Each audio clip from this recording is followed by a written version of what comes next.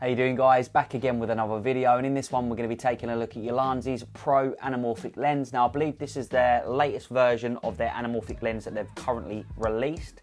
So hopefully some of the issues that people had with previous versions have been ironed out in this one. But before we jump into the video, if you haven't liked and subscribed, consider doing so. Everything I do on the channel shot just using a smartphone, no DSLRs allowed. And also, I've got a little cheeky giveaway going here, so if you want to be interested in winning this is the Beast Cage from B-Script for the iPhone XS Max. I'm going to be giving that away to one of you guys because I feel like I want to give back to the community that we've got going on here. Now, the way that you can win this is to make sure that you like the video, subscribe to my channel, and leave a comment in the comment section telling me why you deserve to win this. At the end of the month, I'm going to go and pick one of you guys out of the comment section. I'll get in contact with you and I will ship it to you wherever you are in the world for free. So jumping into the video, let's talk a little bit about the price of this lens. Now I paid £75 for it off of Amazon, and I know there's going to be you guys out there that can find it cheaper, because from my previous video that I've done, a lot of you found it cheaper than what I paid for it. I'm just going on what they're charging on Amazon for it, so I've got to review it and talk about it as if it costs that amount of money. Now, it's still going to be roughly half the price from, say, Sandmarc, B-Script or Moment. So is it going to be half the lens that they are, or is it going to contend and, you know, essentially be just as good? But anyway, in this one, we're just going to review the lens. I'm going to talk a little bit about it, some of the things that I like, some of the things that I dislike about it, and at the end, give you a final summary on whether or not this should be one that you should go out and purchase.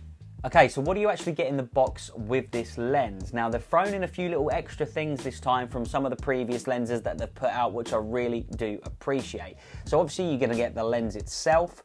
Now, you get 2 mounting clips on this lens. Now, the reason why they've done that, and I really do appreciate this, is a lot of the newer smartphones out there are coming out with really big and bulky camera bumps on there.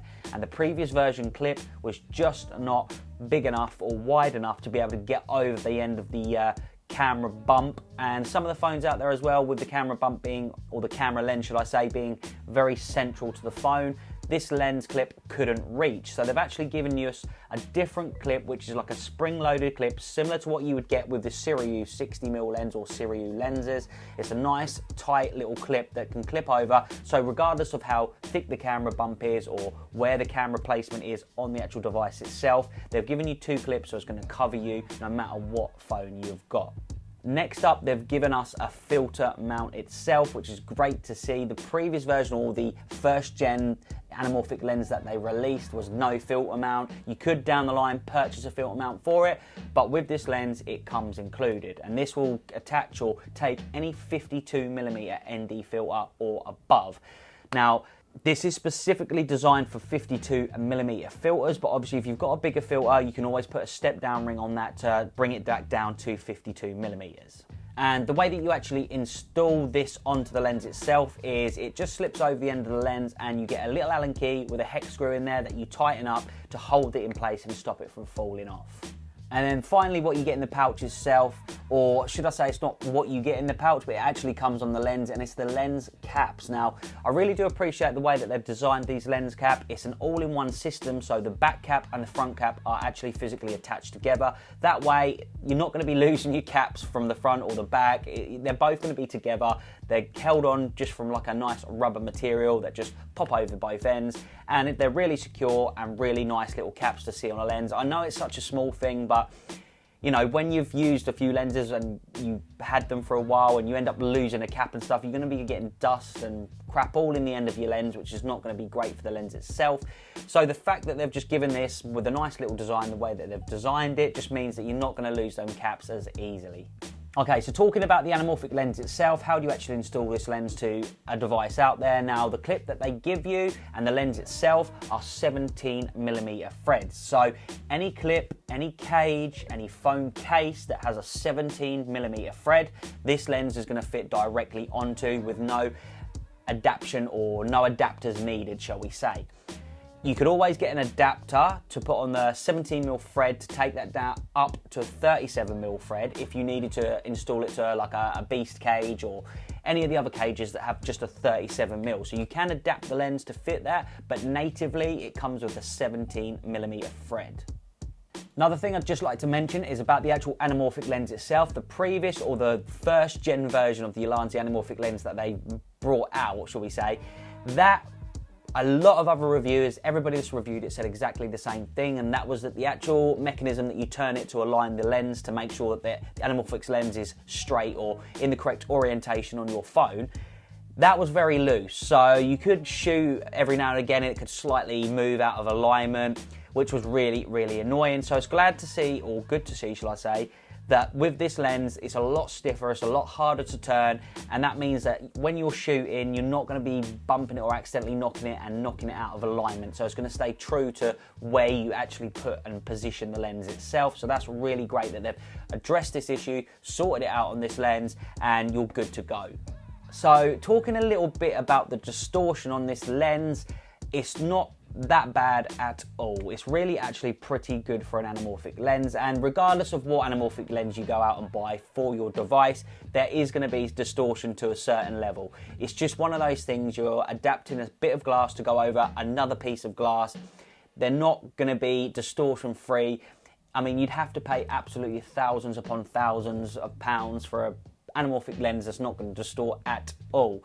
So you're always going to get distortion regardless of what lens you go for, but the distortion on this lens I wouldn't say is any worse than any of the other lenses that are out there. So well done on the distortion, Ulanzi. Last but not least is going to be the lens flares on this lens. This lens has got to be the most flairiest anamorphic lens that I've used to date. I mean, you have to only get the slightest bit of light on there and you start getting those really blue flares. So if that's something you're looking for, if you want an anamorphic lens that's going to flare like there's no tomorrow, then this one probably is going to be for you.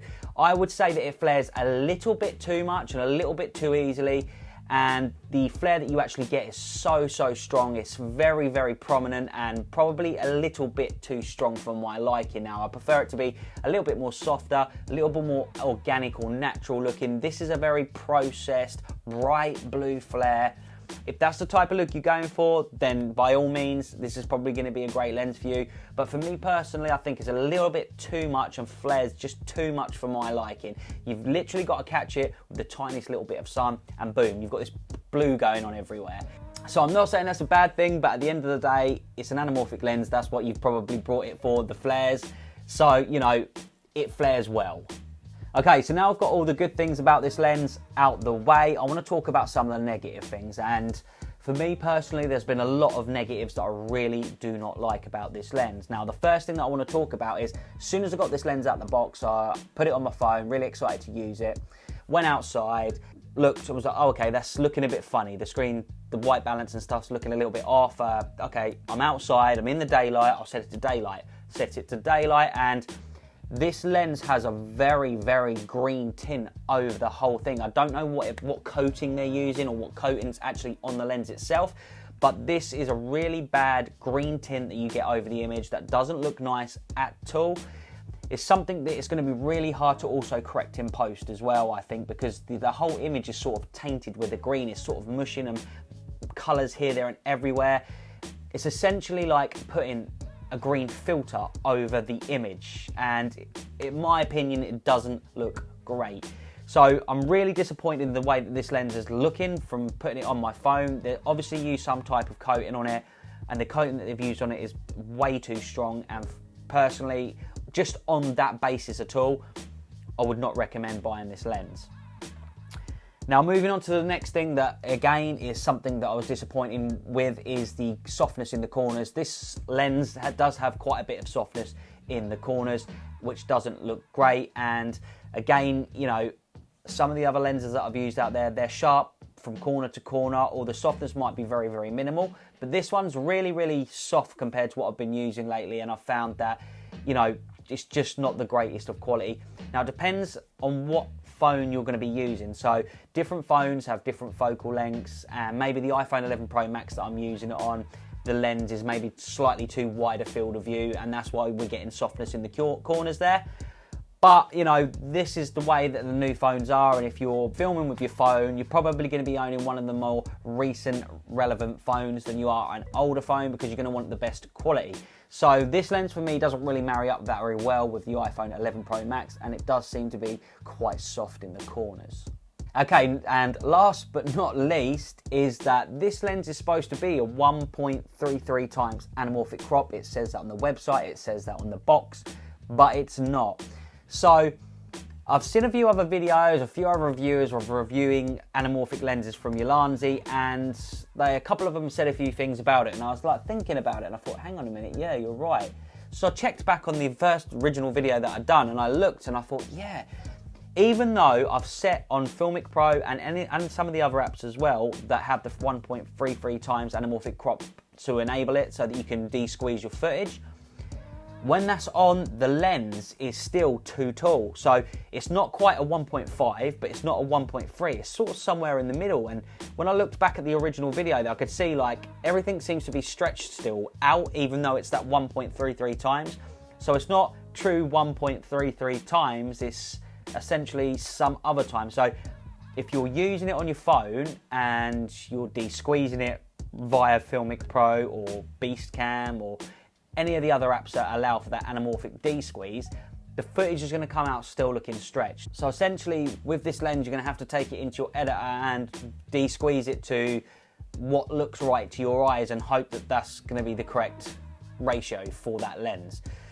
So yeah, unfortunately, summary of this lens is really impressed with the way it comes, impressed with everything that they give you in the actual case itself, impressed with the way that the lens actually looks, the way that the alignment's not soft on it anymore. But then when it comes to actually using it and the performance of this lens, it has really disappointed me. It's not been great quality at all, and unfortunately I wouldn't recommend buying this one to you guys. So I'm sorry to have to say that. I was really hoping that this lens was going to be a good one, and you know, I could praise it with all the praises in the world, but honestly, it's just not. Save your money up, buy one of the other ones from B-Script, Moment or Sandmarc, and you'll be definitely happy. I know it costs you more money, but then you're paying for that quality, that consistency, and for the lens to look the way that it should. But anyway, I appreciate you being here, each and every one of you. Thank you so much for watching. Don't forget to subscribe to the channel so you can win the Beast Cage for the iPhone XS Max. But once again, guys, absolute pleasure, and I'll see you in the next one. Take care. Peace.